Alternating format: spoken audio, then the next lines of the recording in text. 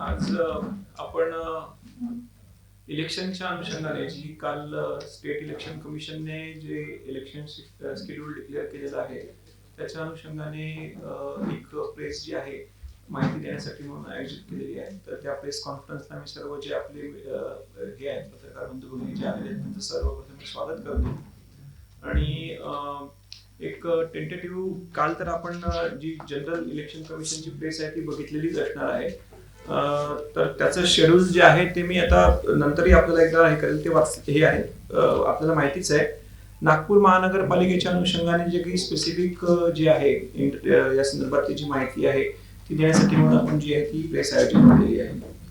तर सर्वप्रथम जसं काल आपल्या मनपाचा सार्वत्रिक निवडणूकचा कार्यक्रम जाहीर झाला आणि त्या कार्यक्रम जाहीर झाल्यानंतरच जी आदर्श आचारसंहिता जी आहे ती लागू झालेली आहे. तर ती 15 डिसेंबर 2025 पासून जी आहे ती लागू झालेली आहे आणि ती इलेक्शनचा जो रिझल्ट आहे त्याच्यापर्यंत ती आयोगाच्या सूचनेनुसार असणार आहे. आपल्याकडे एकूण 38 प्रभाग जे आहेत नागपूर महानगरपालिकेमध्ये, त्यात 151 सदस्यांसाठी जी निवडणूक आहे ती घेतली जाणार आहे निवडणुकीच्या दिवशी.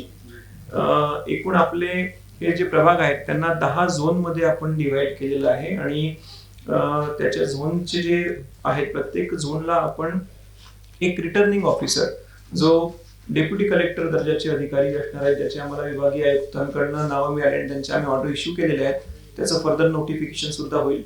आणि 3 ARO, एक तहसीलदार दर्जाचे ARO असतील आणि दुसरे जे आहे ते ARO 1 असतील. ARO 2 जे आहे ते तिथले झोन ऑफिसर असतील आणि ARO 3 जे आहे तिथले एक्झिक्युटिव्ह इंजिनियर असतील.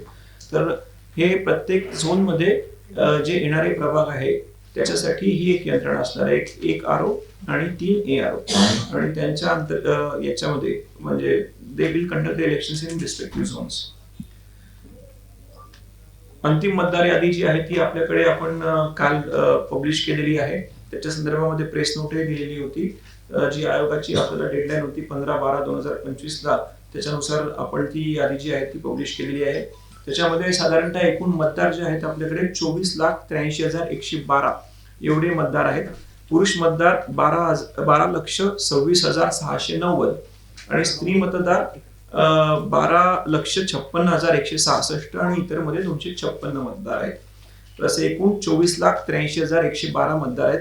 हे आपल्याला जी पेज नोट दिलेली आहे शेअर केली आहे त्याच्यामध्ये ऑलरेडी ही माहिती आहे. मतदान केंद्राची संख्या जर आपण बघितली तर साधारणतः 3,000 ते 31च्या दरम्यान जी आहे ती मतदान केंद्र आपल्याकडे असणार आहे. आयोगाच्या ज्या सूचना आहेत की 4 सदस्यीय जे प्रभाग आहेत त्याच्यामध्ये साधारणतः 800 ते 900 जे आहे एक रफली त्यांनी आपल्याला दिलेला अंदाज हे करण्यासाठी की मतदार असतील असं एक मतदान केंद्र असावं. तर त्याच्यानुसार जर आपली मतदारांची संख्या बघितली तर साधारणतः 3,000 ते 3100 पर्यंत आहे. काही ठिकाणी आपण कमी पण मतदार जोडतो कारण की तिथे जॉग्राफिकल एक्सपान्स वगैरे जो आहे तोही आपल्याला कन्सिडर करावा लागतो, कारण त्याच्या संदर्भात आयोगाच्या सूचना आहे की काही ठराविक अंतराच्या पलीकडे जाण्याची गरज नाही पडली पाहिजे म्हणून. तर ते कन्सिडर करून आपलं होईल आणि त्याची वाटतं 22 तारखेला आपली 20 तारखेला जे आहे मतदान केंद्रांची यादी जी आहे ती आपली येणार आहे.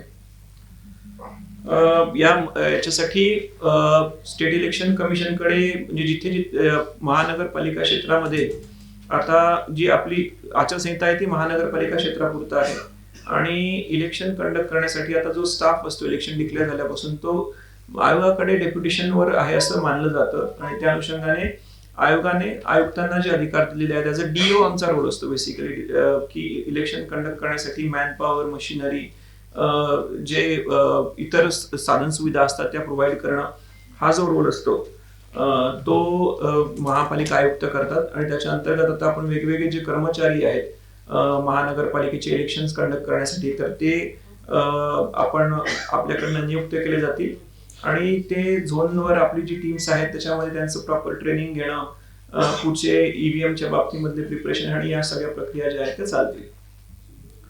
आपल्याकडे आपण स्ट्रॉंग रूम्स ज्या आहेत त्याही आपल्या काही ठिकाणी ज्या आईच्या झोनच्या आहेत त्या टेंटेटिव्हली आयडेंटिफाय केलेल्या आहेत. त्यांचं फर्दर नोटिफिकेशन जे आहे ते प्रॉपर आपलं जेव्हा इलेक्शन नोटिफिकेशन मध्ये आहे तेव्हा आपण ते नमूद करू.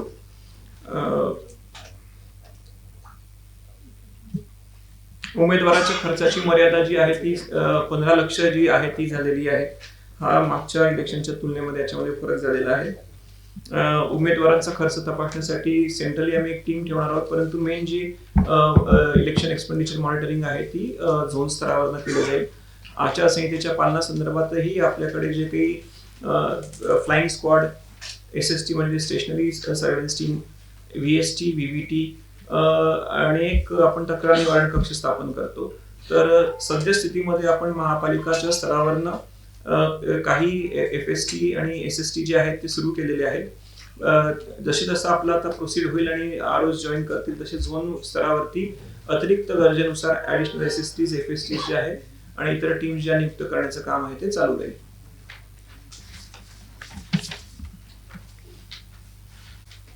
इलेक्शन शेड्यूल मला वाटतं पुन्हा आपल्याला त्याच्या संदर्भात माहिती देण्याची गरज नाही, कारण की काल आपण सगळ्यांनी बघितलेलं आहे. ते आपले रिझर्वेशनच्या संदर्भातलेही जे हे आहेत, आपले रिझर्वेशन काढल्यानंतर जी आपण पब्लिश केलं होतं ते ऑलरेडी सगळ्यांना याची कल्पना आहे. पुन्हा त्याची काही गरज सांगायची आवश्यकता आहे आपल्याला. प्रत्येक प्रभागनी आहे आपण जिच्यामध्ये जे सदस्य आहेत त्याचं रिझर्वेशनचं एक प्रॉपर हे केलेलं आहे. परिशिष्ट 10 मध्ये माहिती दिलेली आहे. ती कॉपी पण मला वाटतं आपल्याला शेअर केलेली आहे बहुतेक. करून देऊ. डिपार्टमेंटला काही माहिती द्यायची आणखी? So जो 54% जो अपना रिजर्वेशन हुआ है उसको लेके कोर्ट के जो डायरेक्शंस है उसमें क्या स्पेसिफाइड किया है, उसको लेके बड़ा संभ्रम की स्थिति है कि कैसा होगा, आगे कैसी चीजें होगी. आणि ह्या संदर्भामध्ये काय नाही, न्यायालयाच्या निर्णयाच्या अधीन राहून संदर्भातच सुप्रीम कोर्टाने त्यांना सांगितलेलं आहे की पुढची हिअरिंग आहे ती आणि इलेक्शन पुढे करावे याच्यासाठी सुप्रीम कोर्टाने जे सांगितलं होतं की आमच्या निर्णयाच्या अधीन राहून हे इलेक्शन्स असतील.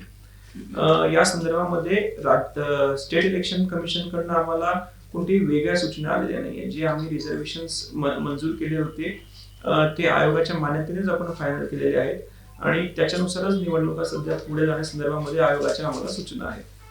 पण सर, आपण जे आरक्षण काढलेले आहे त्याच्यात काहीतरी डिस्क्रिपन्सीज आहेत असं वाटते. प्राथमिक एक उदाहरण सांगितलं तर जर 50% ओपन पाहिजे तर मग 75 असायला पाहिजे, पण तेवढं नाही. आपल्याकडे जर बघितलं तर आपल्या महानगरपालिकेमध्ये 50%चं आरक्षण जे आहे ते क्रॉस झालेलं आहे. परंतु तरी सुद्धा आयोगाकडनं आपल्याला त्या संदर्भामध्ये वेगळ्या कोणत्याच सूचना आलेल्या नाहीये. जे काही इलेक्शन होणार आहे तसेही ते सुप्रीम कोर्टच्या डिसिजनच्या अधीनच राहून होणार आहे. तर त्यात आयोगच जी काही भूमिका घेणार आहे ते त्यांच्या स्तरावरनं आम्हाला जशा इन्स्ट्रक्शन्स पास ऑन होतील तसं केलं जाईल. पण सद्यस्थितीमध्ये नागपूर महानगरपालिका किंवा इव्हन चंद्रपूरमध्ये पण तशी स्थिती आहे, पण त्यांना इलेक्शन्स घेण्यासंदर्भामध्ये किंवा रिझर्वेशन बदलण्यामध्ये कोणत्याही असे काही सूचना आयोगाकडनं प्राप्त नाही. जोपर्यंत आयोगाकडनं आपल्याला सूचना येत नाही तोपर्यंत केलेलं आरक्षण बदलणार नाही. हो, या संदर्भामध्ये डायरेक्टली महानगरपालिका पार्टी नाही, आयोगाच्या संदर्भात चाललेली आहे आणि आयोग तिथे त्यांची बाजू मांडते आहे. तर याच्यात जर काही चेंज ऑफ पॉलिसी किंवा काही डिसिजन घ्यायचा असेल तर आयोग त्या पद्धतीने आम्हाला कम्युनिकेट करेल आणि त्याच्यानुसारच आम्ही मग पुढे प्रोसीड करू. काही प्रमाणामध्ये प्रारूप यादीमध्ये काही मतदार जे आहेत ते मिसिंग दिसत होते. तर त्याचं जेव्हा आपल्याला लक्षात आलं की ते काही मिसिंग मतदार आहेत तर ते आपण आता ऍड करून जी आता ही तयार केलेली लिस्ट आहे ती फायनल आणि प्रॉपर लिस्ट आहे. म्हणजे आता या प्रत्येक मतदाराची याच्यामध्ये आपण जोडणी केलेली आहे. विधानसभेच्या ज्या लिस्ट होत्या 1 जुलै 2025चा जो कट ऑफ डेट आहे त्याच्यानुसार ज्या काही विधानसभेच्या मतदार याद्या होत्या त्याच्यानुसार आता प्रत्येक मतदार हा आपण जोडलेला आहे आणि तो प्रत्येक प्रभागामध्ये म्हणजे ज्या ज्या वेगवेगळ्या प्रभागामध्ये ते करणं अपेक्षित आहे त्यांची त्याच्यात इन्क्लूड केलेलं आहे. असं म्हणता येईल 2024च्या विधानसभेच्या निवडणुका ज्यांनी मतदान केलं त्यांना या इलेक्शन मध्ये मतदान तिच्यामध्ये बघा त्या इलेक्शन नंतर जे मतदार यादीमध्ये काही अपडेशन झालेले असतील ते रिफ्लेक्ट होत असतात. तर तशी जी आयोगाने जी लिस्ट आहे ती 1 जुलै 2025 पर्यंतची जी लिस्ट होती अपडेटेड ती कन्सिडर करून पुढच्या आपल्याला महानगरपालिकेच्या निवडणुकीची आपण मतदार यादी तयार केलेली आहे. तर तोपर्यंतचे जे काही चेंजेस आहेत किंवा इन्क्लुजन्स आहेत, काही डिलिशन झाले असतील कदाचित मध्ये, तर ते सगळे तिच्यामध्ये रिफ्लेक्ट होतात आहे. वो देखिए, आप बेसिकली हमारा जो काम होता है महानगर पालिका या फिर स्टेट इलेक्शन कमीशन क्या करता है कि मतदार यादी जो ईसीआई बनाती है विधानसभा में, वो एक रेवेन्यू मशीनरी ही वो मतदार यादी तैयार करती है। वो एक कट ऑफ मेंशन करके उसको हम अडॉप्ट करते हैं, उसी यादी को अडॉप्ट करते हैं स्टेट इलेक्शन कमीशन। और उस हमारा काम सिर्फ ये होता है कि उसको अलग अलग प्रभाग में उसको डिवीजन करना। मतदार यादी में कुछ एडिशन करना डिलीशन करना ये महानगर पालिका का काम ही नहीं है, वो जो है रेवेन्यू मशीनरी करती है सिर्फ। तो मतदार सूची में जो भी गड़बड़ी हुई होगी उधर से होगी। नहीं, गड़बड़ी है ऐसे आप बोलना ये नहीं, देखिए ये तो बड़ा जेनेरिक स्टेटमेंट हो गया। ऐसे जो मतदार यादी है वो अभी रेवेन्यू डिपार्टमेंट ने फाइनल की है। वो ईसीआई की जो विधानसभा में कॉमन मतदार यादी चलती है, वहाँ पे जो भी ये है मतदार इंक्लूड हुए हैं डिलीट हुए क्या है, तो वो हमने सिर्फ अडॉप्ट किए हैं। महानगर पालिका के स्तर पे अगर बाद में भी कोई हमें ऐसे कोई कंप्लेंट आती है तो we are not the competent authority की उस पे हम कोई डिसीजन ले पाएंगे। सर निवडणूक आयोगाने काल जे सांगताना एक स्पष्ट लोकल अपडेट करू शकता। दुबारच्या बाबतीमध्ये आयोगाने एक हे घेतलेलं आहे की काही जे वाटतात की संभाव्य दुबार आहे, ज्यांची नावं काही प्रमाणात जुळतात आणि ते दुबार असू शकतात, अशी एक स्वतंत्रपणे यादी आम्हाला दिलेली आहे। त्याचं व्हेरिफिकेशनचं काम जे आहे ते आमच्याकडे चाललेलं आहे। तर तिच्यामध्ये क्लिअर आयोगाच्या सूचना आहेत की त्याचे फोटो आपण चेक करून किंवा प्रायमरी पडताळणी करून झोन स्तरावर सुद्धा आणि इव्हन आम्ही आमच्या हेडक्वार्टरवर पण जितकी पॉसिबल आहे त्या पद्धतीने पडताळणी करतो। ती पडताळणी करून जर ते ऍक्च्युअली दुबार निघाले तर काय प्रोसिजर करायची, आणि जर आपण ते प्रोसिजर हे बघा, कारण की कोणत्याही मतदाराला आपण दुबार जेव्हा म्हणतो तेव्हा एका नावाला आपण मतदान करू देणार नाही अशी हे असते। तर ते करत असताना आपल्याला पूर्ण व्हेरिफिकेशन घेऊन त्याच्याकडनं कन्सेंट घेऊनच पुढची प्रोसेस करणं अपेक्षित असतं। तर या पद्धतीने व्हेरिफिकेशन कम्प्लीट होऊन जे येतील त्याच्यामध्ये त्यांचं आयोगाने सांगितल्याप्रमाणे आपण कन्सेंट फॉर्म करून एका त्याला मतदार केंद्राशी निगडीत ठेवू, दुसऱ्या मतदान केंद्रावर त्यांना वोटिंग अलाउड नसणार आहे। परंतु असं व्हेरिफिकेशन जिथे होऊ शकत नाही, फील्डवर जाऊन ते काही मतदार उपस्थित नसतात, अशा याच्यामध्ये आपण त्यांना जे आयोगाकडनं आलेली यादी आहे त्याच्यामध्ये त्यांना संभाव्य दुबार जे आहे ते शिक्का मारतो आणि त्याची एक कार्यपद्धती दिली आहे की असे मतदार जर मतदान केंद्रामध्ये आले तर कशा पद्धतीने त्यांच्याकडनं मतदान करून घ्यायचं। याच्याबद्दल आयोगाच्या अतिशय क्लिअर सूचना आम्हाला प्राप्त झालेल्या आहेत। त्याची पडताळणी करून पुढचं काम जे करायचं आहे ते आमच्याकडे चाललेलं आहे।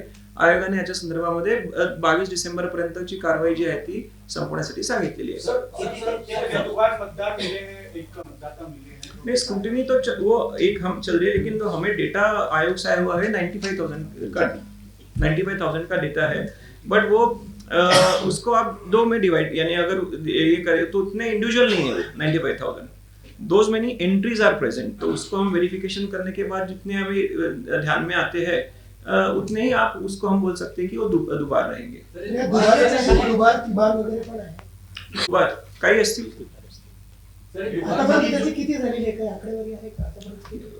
आता झोनला आम्ही पाठवलेले आहे। आमच्या स्तरावरनं पण आम्ही काही 35-36 हजारांचे फोटो मॅच करून भेटलेले आहे। तर बघा, आम्हाला जी यादी प्राप्त झाली त्याच्यामध्ये फोटोज प्रोव्हाइड केले गेले नव्हते, तर ते व्हेरिफिकेशन करत असताना आम्ही जनरल मतदार यादीचे फोटोज त्याच्यातनं चेक करत होतो। ते दोघी नावं आणि फोटोज ते चेक करून जे आम्हाला वाटत आहे की फोटो मॅच होऊन राहिलेले आहे त्यांना स्पेसिफिकली आम्ही खाली पाठवतोय की यांचं फील्ड वेरिफिकेशन करणं आवश्यक है। तो वो यादी हम जैसे जैसे हमारा वेरिफिकेशन हमारे लेवल पे खत्म हो रहा है वो नीचे भी भेज रहे हैं, और साथ ही साथ वो पूरा डेटा भी हमने नीचे दिया है कि उनके प्रिलिमिनरी वेरिफिकेशन जो नीचे करनी है वो जोन पे भी करेगा। और देखिए कि जैसे मैंने आपको बताया कि इसमें अगर आपको क्लियरली हो गया कि कोई दुबार है, उसका हमने फॉर्म ले लिया, उसको हमने दिखा दी कि आपकी 2 एंट्री है 3 एंट्री है जो, तो उसका हम फॉर्म लेंगे कि आपको कहाँ पे वोटिंग करनी है और बाकी जगह पे उसका नाम ब्लॉक किया जाएगा। लेकिन जहाँ पे ऐसा वेरिफिकेशन नहीं हो पाएगा, उनसे हम उनका कंसेंट फॉर्म नहीं आएगा, क्योंकि कई बार एड्रेसेस भी जो होते हैं कि एकदम आप सबको अप्रोच नहीं कर सकते हैं। तो लेकिन ऐसे केस में कोई दुबार वोटिंग ना हो इसलिए उसको संभाव्य दुबार करके डिमार्केट किया जाता है। वो मतदान केंद्र में आने के बाद उनकी तरफ से हम एफिडेविट लेते हैं, मेल पत्र लेके आगे प्रोसेस होती है। ये आप देखिए ये प्रोसेस पहले भी हुई है, यानी आप एएसडी यादी बोलते थे, हम एब्सेंट शिफ्टेड डेड वोटर्स की जो यादी बोलते थे, एक अलग से यादी बनाई जाती थी पहले विधानसभा चुनाव में। तो कुछ एक जो जिनका वेरिफिकेशन या फिर जिनका कंसेंट हमको नहीं मिलेगा इसके लिए, तो उनके लिए सेम हम संभाव्य दोबार करके उसको मार्क करेंगे। सर इसमें चुनाव यानी प्रिकॉशन जो लेनी है वो अपने तरफ से पूरी ली जाएगी। सर हे तुम्ही राजकीय पक्षांना मग सचित्र मध्य याचिकेवर देऊन राहिले जे तुम्ही सचित्र मध्ये अजून दिलेली नाही म्हणजे नाही, आपल्या केव्हापर्यंत हे होणार आहे? मतदानी यादी जी आहे ती आपण झोनला दिलेली आहे, ते पैसे भरून घेऊ शकतात आणि राजकीय पक्षांना जी आहे ती बैठकीमध्ये आपण देणार सॉफ्ट कॉपी केव्हा देणार आहे सर?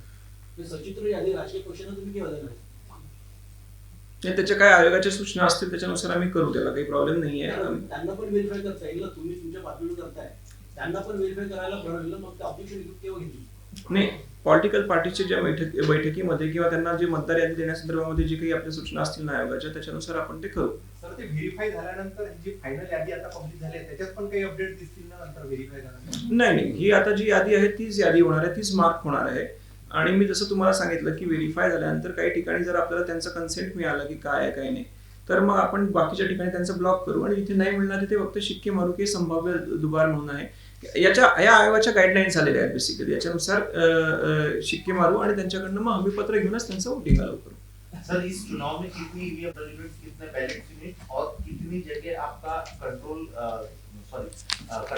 सिस्टम रहेगा और इसकी चेकिंग या इसका जो वेरिफिकेशन है वो आपके यहाँ से हो चुका है क्या इलेक्ट्रिकल डिपार्टमेंट? नहीं, अभी तो ईवीएम हमें प्राप्त नहीं हुए हैं. जो ईवीएम एक बार प्राप्त आने के बाद उसका एफएलसी वगैरह जो है सब हमारा तरफ से किया जाएगा. उसके लिए बचत भवन का जो हमने ये है हॉल है वो फाइनलाइज भी किया है. मेमोरी चिप्स हमारे पास उपलब्ध हो गई है. ईवीएम जो है हमारे मतदान केंद्र एक बार फाइनलाइज होने के बाद ही एग्जैक्ट हम आपको बता पाएंगे, बट टेंटेटिवली जो कंट्रोल यूनिट है वो अपने जितने मतदान केंद्र होते हैं प्लस हम एडिशनल 10% जो है रिजर्व के लिए मांगते हैं.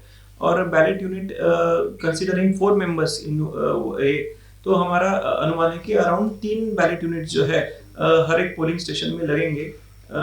तो उस हिसाब से अगर देखे जाएंगे तो अराउंड 10,000 के आसपास बैलेट यूनिट्स एक्चुअल यूज के लिए आएंगे और प्लस 10% रिजर्व हमारे पास रहेगा.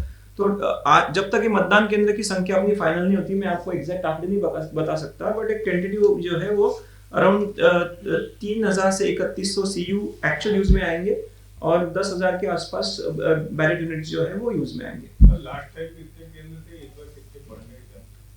लास्ट टाइम की 2700 थे. 2700. हाँ, 2700 केंद्र थे, उसमें से 300-350 की संख्या में बढ़ेंगे इस बार. सर यावेळेस ज्येष्ठ आचारसंहितेच्या संबंधाने काही उपाययोजना केली का आचारसंहितेचा भंग होऊ नये, जर झाल्यास आपली काही कारवाई व्हावी या मी जसं आपल्याला सांगितलं की ज्याच्यासाठी आयोगाने ज्या सूचना दिलेल्या आहेत की एक आपल्याला फ्लाइंग स्क्वॉड डिप्यूट करायला लागतात, SST लावावी लागते म्हणजे स्टेशनरी सर्व्हेलन्स टीम जे आपले नाके म्हणतो आपण ते, आणि VST असते, VVT असते. तर त्यातले 2 मेजर जे आहेत की फ्लाइंग स्क्वॉड्स आणि स्टेशनरी.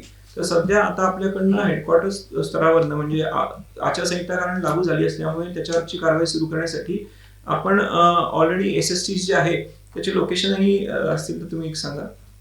म्हणजे 5 लोकेशन घेतलेले आहेत आपण, Amravati road, Bhandara road, Wardha road, Hingna road आणि कोराडी रोड. FSTच्या टीम्स ज्या आहेत त्या सुद्धा आपण सध्या हेडक्वार्टर स्तरावरती नियुक्त करतोय. तर आम्हाला कोणतीही अशी तक्रार प्राप्त झाली तर त्या राऊंड द क्लॉक ज्या उपलब्ध असतील त्या जाऊन तिथे त्याचं उचित जी कारवाई आहे त्याच्या संदर्भातली ती करतील.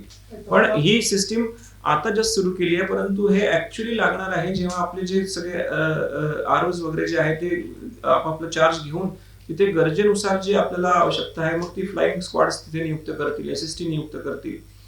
तर ही जसं जसं आता चुनाव आपला पुढे आगे जाते जाएगा उसी तरह इसमें फिर ये होंगे number of FSTs will increase, SST might also increase. Sir यावेळेस ज्येष्ठ नागरिक टोल एक फ्री मिनिट नंबर जारी करेगी कि आचार संहिता के उल्लंघन के मामले अगर किसी आम जनता से आपने अभी बनाया है क्या? नहीं, अभी जैसे ये सी विजिल का एक ये है, अगर एप्लीकेशन वो लागू करता है तो सी विजिल के थ्रू आप अपनी तकरार दे सकते हैं. टोल फ्री कुछ नंबर है क्या अपना इसके लिए? हाँ सर, नियंत्रण कक्ष अपन ने खोला है, उसमें ऑनलाइन नंबर भी है लैंडलाइन. और नियंत्रण कक्ष हर एक जोन में भी रहेगा. तो आचार संहिता का जैसे सेंट्रल एक कक्ष रहेगा उस तरह हर एक जोन में भी एक नियंत्रण कक्ष रहने वाला है. तो वहां पे भी अगर कोई तकरार आती है तो उसको भी डील किया जाएगा. उसके नंबर्स हैं, हम पब्लिश करेंगे आपको. सर ज्येष्ठ नागरिक आणि त्याचे नंबरच्या संदर्भामध्ये आयोगाच्या अशा वेगळ्या काही सूचना प्राप्त नाही आहे की जसं जे ज्येष्ठ नागरिकांच्या जे 80+ वयाचे त्यांच्या ठिकाणी घरी जाऊन त्यांचं जे मतदान असं होतं त्या संदर्भामध्ये आयोगाच्या सूचना कोणत्या प्राप्त नाही आहेत. त्यांना बूथवर यावंच लागेल. अजून मतदान जस्ट केंद्र. सुरुवात आहे बेसिकली. अजून काही भविष्यामध्ये आयोगाच्या सूचना येऊ पण शकतात, तर त्याच्यामुळे एकदम आपल्याला जम्प करणं योग्य होणार नाही कोणत्या याच्यावरती, कारण जस्ट काल इलेक्शन डिक्लेअर झालेले आहेत. आता आयोगही फ्रिक्वेंटली आम्हाला काही ना काही सूचना निर्गमित करेल. सर उमेदवाराला लागणारे जे काही आवश्यक कागदपत्र आहेत तसं फॉर्म भरायचं. त्याची माहिती पुस्तिका जी आहे ती आपण तयार करणार आहोत आणि ती सर्व झोन्सला अवेलेबल करून देऊ. नादेय प्रमाणपत्र आहे मात्र ते आम्ही सेंट्रल ठेवतोय, कारण की वेगवेगळ्या ठिकाणी जर प्रॉपर्टी असेल तर त्यासाठी भटकायला लागू नये याच्यासाठी सेंट्रल टीम एक जी आहे ती नादेय प्रमाणपत्रासाठी असणार आहे. आणि विविध परवानग्यांच्या बाबतीमध्ये सुद्धा आपल्याकडे पण एक परवानगी देण्याचा कक्ष असेल आणि झोन स्तरावरही असणार आहे. काही परवानग्या ज्या आहेत त्या हेडक्वार्टर मधून इश्यू करायला लागतात, काही परवानग्या लोकल स्तरावर मिळून जातात. तर त्याच्यासाठी वन विंडो सिस्टीम जी आहे ती आपण एस्टॅब्लिश करणार आहोत. पोलीस विभागाचे कर्मचारी सुद्धा त्याच्यामध्ये आम्ही नियुक्त करू, जे कन्सर्न डिपार्टमेंटचे लोक असतील ते. तर ते झोनवर पण बसतील आणि हेडक्वार्टरमध्येही असतील. सर शहरामध्ये जे आता आचारसंहिता लागू झाली ते म्हणजे जे शुभेच्छुक जे म्हणजे नेत्यांची जे शुभेच्छुक असतात ते होर्डिंग आहे ते काढण्याचं काम सुरू आहे का? नाही, आचारसंहितेचा भंग करणारे जे आहेत तसे सगळे होर्डिंग आणि बॅनर्स आपण काढण्याचं काम कालच सुरू केलं. रवी भवन मध्ये जे होर्डिंग लागलेले आहेत ते कोणाच्या अंतर्गत? तो पीडब्ल्यूडीचा प्रिमायसिस आहे ऍक्च्युअली. त्याच्यामध्ये जर लागलेले असतील तर ते त्यांना हे बघा, आपल्याला याच्यामध्ये 24 तासात केलेली कारवाई, 48 तासात केलेली कारवाई अशी शहर मध्ये आपल्याला we have to do it in 48 hours to 72 hours. त्याच्यामध्ये आपल्याला पूर्ण कारवाई खतम करायची असते. काल संध्याकाळपासून आपल्या टीमने होर्डिंग काढणं आणि म्हणजे बॅनर्स आणि फ्लेक्स काढणं जे आहे ते सुरू केलेलं आहे. काही प्रिमायसिस मध्ये जे आहे ते त्यांच्या एजन्सीकडनं काढून घेऊ, नाही तर आम्ही आमच्याकडनं काढून घेऊ. तर प्रोग्रेसिव्हली जोपर्यंत आपल्याला याचं पूर्ण शहर कव्हर करायला काही प्रमाणात टाइम लागतो तर तो आपण हे करून घेऊ. सर अनेक चौकामध्ये हर चौकाच्या मागण्या चौकात झाला, अनेक चौकामध्ये पक्षाचे बोर्ड लागलेले आहेत. तर या कालपासून बोर्ड लागलेले आहेत परदिवशीपासून, तर यांच्यावर काही कारवाई होणार आहे का किंवा हा बोर्ड निघणार आहे? नाही, मी जसं तुम्हाला सांगितलं की आचारसंहितेचे जे भंग होणारे आहेत ते आपल्याला ते आपण काढून घेऊ. कारण काही प्रमाणामध्ये बोर्ड म्हणजे गाळले आहेत ते. कोणते बोर्ड्स? पक्षाचे बोर्ड भारतीय जनता पार्टीचे जाहिरात करणारे असं म्हणतात ते जाहिरात करणारे म्हणजे मतदारांना प्रभावित करणारे वगैरे असं म्हणतात. नाही, तिच्यामध्ये बोर्ड नाही, ते शाखा ओपन केलेलं बोर्ड इंग्लिश बोर्ड त्याला स्थापना केली. त्याच्या संदर्भामध्ये ऑलरेडी आपण एक ऑर्डर इश्यू केलेली आहे आणि त्या पद्धतीने ते सगळे जे आहे ते कव्हर केले जातील. सर जात वैधता प्रमाणपत्राचं काही पडताळलेला तुम्ही वेगळं आढळलं म्हणजे गडबडी आढळली तर यासाठी काय उपाय? नाही, तिच्यात आयोगाच्या सूचना अशा आहे की 6 महिने त्या कॅन्डिडेटला प्रोव्हाइड केलेले आहेत. त्याच्यावर उमेदवाराचे त्याची पावती जी आहे ती त्याला अटॅच करायची आहे याच्यामध्ये ऍप्लिकेशन मध्ये जो नॉमिनेशन मध्ये. तर 6 महिन्याच्या आत त्यांनी तो आमच्याकडे जमा करणं अपेक्षित आहे आणि जर नाही करू शकले तर मग कारवाई करण्यासंदर्भामध्ये आयोगाच्या सूचना आलेल्या आहेत. सर राजकीय पक्षांकडून नेहमी असं होतं, लोकसभेमध्ये पण झालं, विधानसभेमध्ये पण झालं, वोटर स्लिप देताना ते त्याची जाहिराती करतात.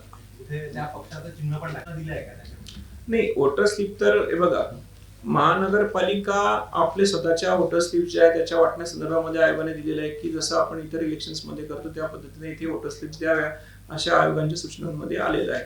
तर ते तर आपल्या नियमानुसार असतात. काही पक्षाच्या मार्फत जर काही वाटप होत असेल तर त्या संदर्भामध्ये एक तर ती बाब खर्चामध्ये जाईल किंवा जर ते अनुज्ञा नसेल तर त्याच्यामध्ये मग व्हायलेशन असेल तर त्याला थांबवलं जाईल. कारण काही गोष्टींमध्ये ते प्रचार त्यांचा करू शकतात परंतु त्याची जी काही खर्चाची बाब आहे ती त्या उमेदवाराच्या खर्चामध्ये जोडावी लागते आपल्याला. पण बरेचदा भेटणार आहोत. तर मतदानाच्या पर्यंतची जी कारवाई आहे ते तर आपल्याला राहणार आहे. ते आपल्याला जे 100 मीटर 200 मीटरचे जे डिस्टन्सेस सांगितलेले आहेत त्याचं नक्की पालन होईल, ज्या पद्धतीने विधानसभेमध्ये झालं होतं. पण मला असं वाटतं अजून त्याला भरपूर अवकाश आहे. त्याच्या अगोदरही आपण बरेचदा भेटू मला असं वाटतं. सोशल मीडियावरती जो प्रचार केला जातो म्हणजे अगदी छुप्या पद्धतीला ओपनली होत असला तरी त्याच्यावर लक्ष ठेवण्यासाठी त्याच्यासाठी आपल्याला एक जी प्रमाणन समिती जी आहे म्हणजे विच इज एमसी सारखी जी समिती आहे ती आपल्याकडे आपण गठीत करतोय. या संदर्भामध्ये आम्हाला काही पेड न्यूजच्या किंवा इतर अशा तक्रारी आल्या किंवा प्रक्षोभक गोष्टींच्या मार्फत चाललेल्या आहेत तर त्याच्या संदर्भातले ज्या काही तक्रारी येतात त्याच्याकडे आपण पाठवून ती तपासून घेऊ आणि स्पेसिफिक जेव्हा आपल्याला खर्चाच्या म्हणजे अशा काही ऍडव्हर्टाइजमेंट आढळल्या तर ती बाब खर्चामध्ये पकडण्यासाठी आपण हे करतो. सर जर एक तर अलाउड मजकूर असेल आणि काही त्याच्यामध्ये इश्यू नाहीये पण तो करतो आहे तर त्याच्याबद्दल काय खर्च झालेला आहे त्याच्यावर त्यांना डिक्लेअर करणं अपेक्षित असतं. सर एक तर तुमचं अभिनंदन, कारण गडकरी साहेब तुम्हाला सहृदयी अधिकारी म्हणाले आणि लोकसभा निवडणुकीचं जे ऑफर दिलंय तर तुमचं काय मत आहे? अरे नाही तो विषय वेगळा होता. मला वाटतं तो चुकीच्या पद्धतीने वेगळी टीका आहे काय ते मला वाटतं गडकरी साहेबांना विचारलं पाहिजे आपण. चला थँक्यू. टक्केवारी वाढवण्याकरता मतदारांनी काही प्रयत्न करणार आहे, टक्केवारी वाढवण्याकरता आपली आयसी सेल आपण तयार केलेला आहे आणि त्याच्यामध्ये वेगवेगळे आपण हे करतोच, उपक्रम करतो. पण आपल्या सगळ्यांना कल्पना आहे की या अटीतटीने लढल्या जाणाऱ्या निवडणुका असतात त्याच्यामुळे पर्सेंटेज नेहमीच जास्त असतं याचं वोटिंगचं.